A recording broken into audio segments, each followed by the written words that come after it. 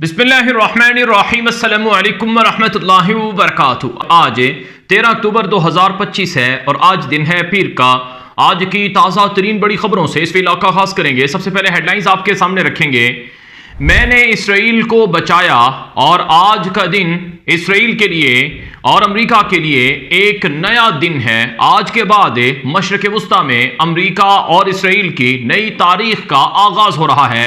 अमेरिकी सदर Donald Trump ने पहली मर्तबा इसराइली पार्लियामेंट से खिताब किया है और मुस्तकबिल के नए मंसूबों का ऐलान कर दिया है। तफसीलात आपको बताएंगे। इसराइल जंग जीत चुका है और इसराइल ने इस कामयाबी के लिए 2000 से ज्यादा इसराइली फौजियों की कुर्बानियां बर्दाश्त की हैं। इसराइली वजीर आजम ने पार्लियामेंट में खड़े होकर ऐलान किया है जंग जीतने का। दूसरी तरफ इसराइली वजीर आजम अमेरिकी सदर ट्रंप के हमरा मिस्र का दौरा करना चाहता था, लेकिन अरब मुल्कों ने बिलखुसूस तुर्की के सदर तैयब उर्दवान ने इसराइली वजीर आजम की मिस्र में मुसलमान मुल्कों के इजलास में शिरकत पर एतराज करते हुए अपने जहाज को मिस्र लैंड करने से इनकार किया और जहाज का रुख तुर्की की तरफ कर दिया, जिस पर नेतन्याहू एक तरह से रुसवा हुआ है। तफसीलात आपको बताएंगे मजीद। ट्रंप अब वक्त आ चुका है, फलस्तीन को आजाद करो। अरब मुल्कों ने नया धमाका कर दिया है। ये कुछ हेडलाइंस हैं जिनकी डिटेल्स और तफसीलात मैं आपको बताऊंगा। इससे पहले कि मैं खबरों का आगाज करूं, आपसे गुजारिश है अगर आप इस चैनल पर नए हैं तो लाजमी सब्सक्राइब कर लें, आगे नशर कर लें ताकि आपका और हमारा ताल्लुक मजबूती से जुड़ा रहे। आगाज करेंगे आज की सबसे बड़ी खबर कि आज मशरिक़ वुस्ता के लिए यकीनन एक बहुत बड़ा दिन है। आज गजा की जंग को बाकायदा अमेरिकी सदर ट्रंप ने इसराइल में खड़े होकर ख़त्म करने का ऐलान किया है।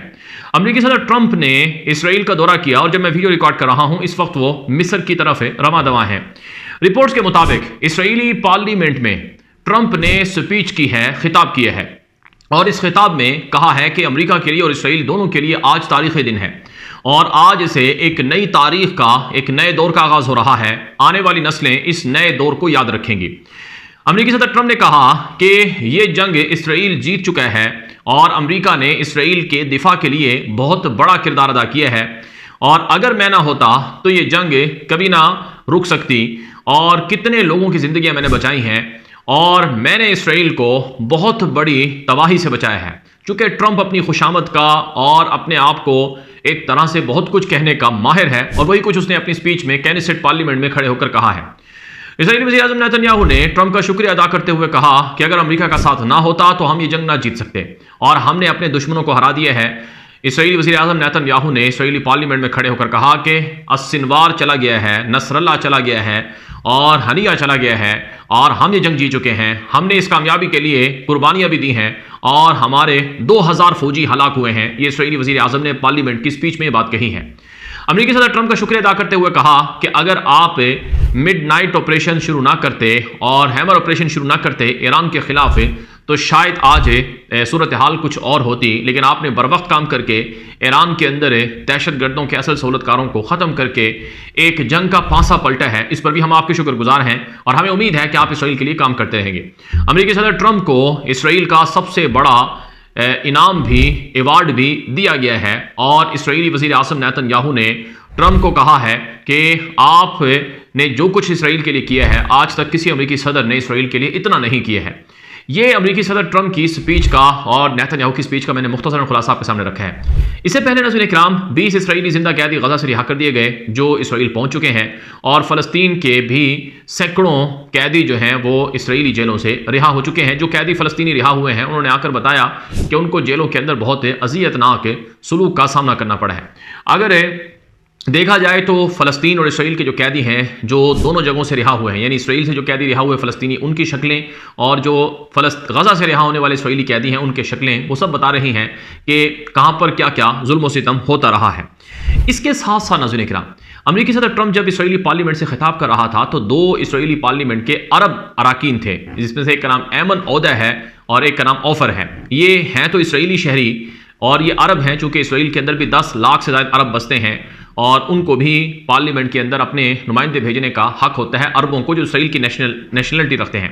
तो ये जो 2 अरब फ़लस्तीनी थे जो इसराइली शहरियत भी रखते हैं, इन्होंने पार्लियामेंट में ट्रंप की स्पीच के दौरान एहतजाज करते हुए कहा कि रेकग्नाइज फ़लस्तीन, कि फ़लस्तीन को तस्लीम करो, और उन्होंने नारे भी लगाए, जिसके बाद पार्लियामेंट से उन दोनों अरब पार्लियामेंट के अरब अरकान पार्लियामेंट को यानी ऐमन होदा को और ऑफर को निकाल दिया गया और इसे ट्रंप की तौहीन के ज़ुमरे में बताया गया है इसराइली मीडिया पर।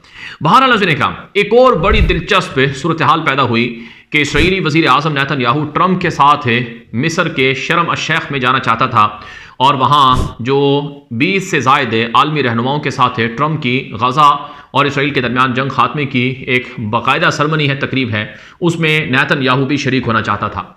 लेकिन आखिरी लम्हे में नेतन्याहू का दौरा मिस्र कैंसिल किया गया है मिस्री हुकूमत की तरफ से।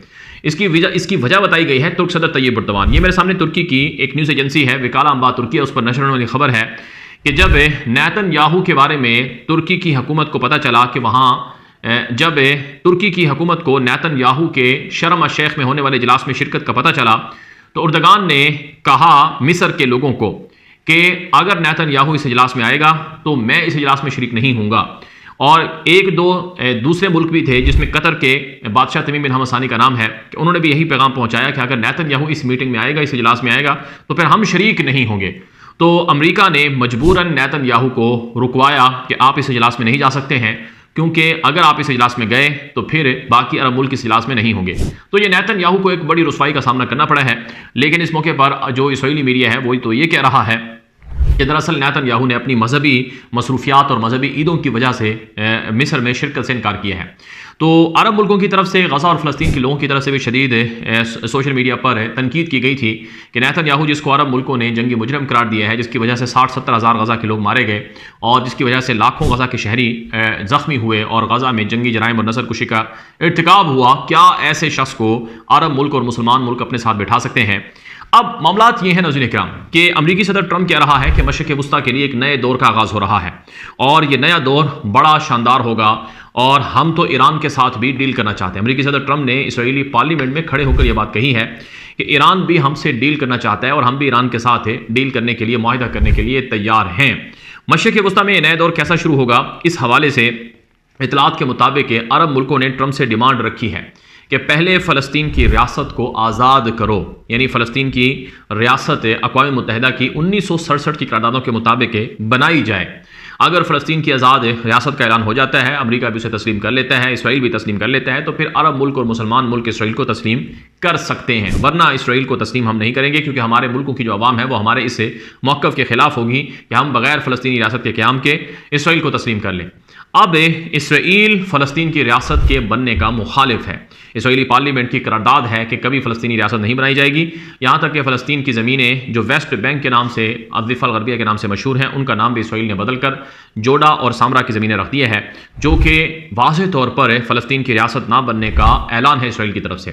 तो अरब मुल्कों ने कहा है कि अमरीकी सदर ट्रंप, अगर तुम वाकई मशरिक़ वुस्ता में देर पा अमन चाहते हो तो एक तो फ़लस्तीन की रियासत को आज़ाद करवाओ और दूसरा इसराइल को नुकेल डालो, क्योंकि इसराइल वक्तन फ़वक्तन अमन की कोशिशों को सबताज़ करता है। अब हैरत इस बात पर है कि इसराइली वज़ीर आज़म ने इसराइली पार्लियामेंट में खड़े होकर जो खिताब किया है उसमें कहा कि इसराइल दुनिया में सबसे ज़्यादा अमन का ख़्वाह मुल्क है और इसराइल हर किसी से अमन के लिए मुआहिदे करने को तैयार है। हमारे दरवाजे खुले हुए हैं हर उस मुल्क के लिए जो हमसे अमन का मुआहिदा करता है। अब इसराइल का अमन क्या है? इसराइल का अमन यह है कि जो इसराइल कहता है उसे मिनोअन तस्लीम किया जाए और जो इसराइल की मुखालफत करता है वो इसराइल का दुश्मन शुमार होता है। अब इसराइल कहता है कि फ़लस्तीन की रियासत नहीं बनेगी। जो मुसलमान मुल्क इसराइल के इस मौक़िफ़ के हामी हैं, यानी फ़लस्तीन की रियासत न बनाई जाए और वेस्ट बैंक के अंदर इसराइली यहूदी सेटलमेंट्स बना दी जाएँ और मुख्तलिफ़ जगहों में इसराइल जो चाहे करता रहे, तो उसको इसराइल अपना दोस्त मानता है और जो मुखालफत करता है उसको अपना दुश्मन गर्दानता है। बहरहाल वक्ती तौर पर गज़ा की जंग भी ख़त्म हो गई है, वक्ती तौर पर जो इसराइली कैदी हैं वो भी रिहा हो गए हैं, फ़लस्तीनी कैदी भी रिहा हो गए हैं। अमेरिकी सदर ट्रंप भी अपने आप को इस इवेंट से दुनिया का एक हीरो और दुनिया का एक पीस मेकर, किंग मेकर और दुनिया में अमन का अलम बरदार पैगंबर साबित कर चुका है। लेकिन देर पा और मुस्तकिल अमन तब कायम होगा जब फ़लस्तीनियों को उनका हक़ खुदरादित मिलेगा और जो उनकी ज़मीनों पर कब्ज़ा हुआ है और जो उनके मामलात अच्छे नहीं हैं, यानी उनकी नेशनलिटी या उनकी शनाख्त तक नहीं है, जब तक ये नहीं होगा तब तक मामलात अच्छे नहीं होंगे। अब जंगबंदी का ये पहला फ़ेज़ था, अभी फ़ेज़ 2 के हवाले से मुज़ाकरात चल रहे हैं और फ़ेज़ 2 में इसराइल हमास के असलहे के लेने का हामी है, कि असलहा फेंका जाए और इसी तरह से गज़ा में हमास की हुकूमत ना हो, और इसराइल की दीगर डिमांड्स हैं। और अभी गज़ा 40 से 45% ऐसा इलाका है गज़ा का जो अभी तक इसराइल ने नहीं छोड़ा है। तो अभी बहुत कुछ होना बाकी है। इसलिए बहुत से माहिरीन अमरीकी सदर ट्रंप की इस जंग की खात्मे की मुहिम को एक अच्छा तो करार दे रहे हैं, लेकिन ख़तरात और ख़दशात का भी इजहार कर रहे हैं। अब तक के लिए इतना ही। आपकी क्या राय है? अपनी राय कमेंट कर सकते हैं। इजाज़त दीजिए। अस्सलामु अलैकुम रहमतुल्लाहि व बरकातुहू।